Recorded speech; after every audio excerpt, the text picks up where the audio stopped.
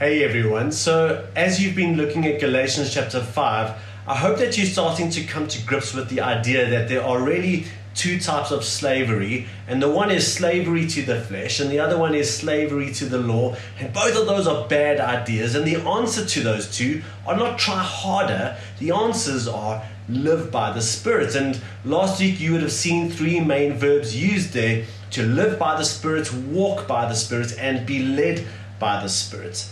And in the middle of this whole section is a famous passage on the fruit of the Spirit.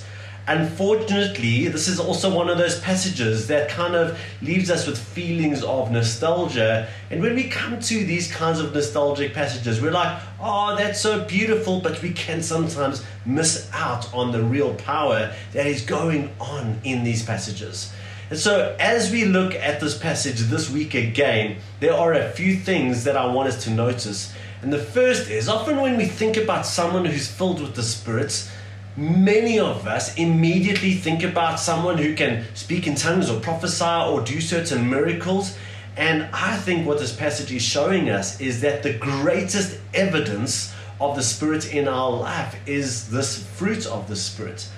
The second thing that we can see in this passage is that fruit doesn't happen when we focus on the fruit. Rather, if our roots are alive and they're going deep, then we get fruit, right?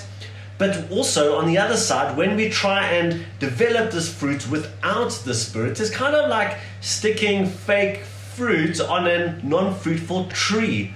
Whereas what we're seeing here is fruit is the natural outworking of the life of the Spirit in the life of the believer. Thirdly, I believe what the Spirit is showing us, it is really the reproduction of the life of Christ in the life of the believer. And this is kind of one of the main things that God is wanting to do in our lives.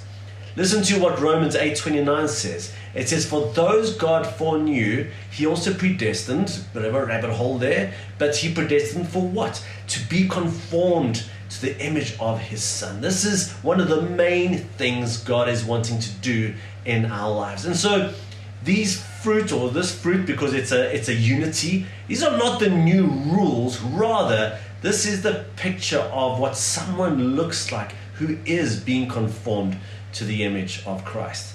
And finally, I want to talk about just something said here in verse 23, where it says, against such things there is no law. And that probably means a number of things, but I love the way Terry Virgo, who wrote a book called The Spirit-Filled Church, and this is what he said about this verse. He said, when these virtues are evident among us because of the presence of the Spirit, Torah, or the law, is an irrelevancy.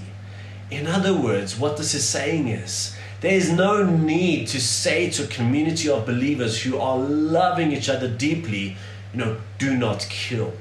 Rather, because of the evidence of the fruit and the life of the Spirit among us, the law literally becomes irrelevant to us because God's will is being lived out through us. Now, this list is here. As much as it ought to naturally happen inside of us, allow this list to be a bit of a mirror for us, because I think the biggest challenge for us in today's module is less about understanding these things, but more about how we can position ourselves so that these fruits can get naturally formed within us, which is why it is so important for us to do this together in community. You see, the vision of Spirit-filled communities is that it is in community that the Spirit is often working in us and through us. You see, these are lived values that we live out towards each other in community. They're encouraged within us in the life of community. It is really how the Spirit designed this whole thing to work. And so today, as we go into this passage, encourage each other, pray for each other, and move each other deeper into the life of the Spirit. And we really trust God that this fruit will increasingly become evident in our lives.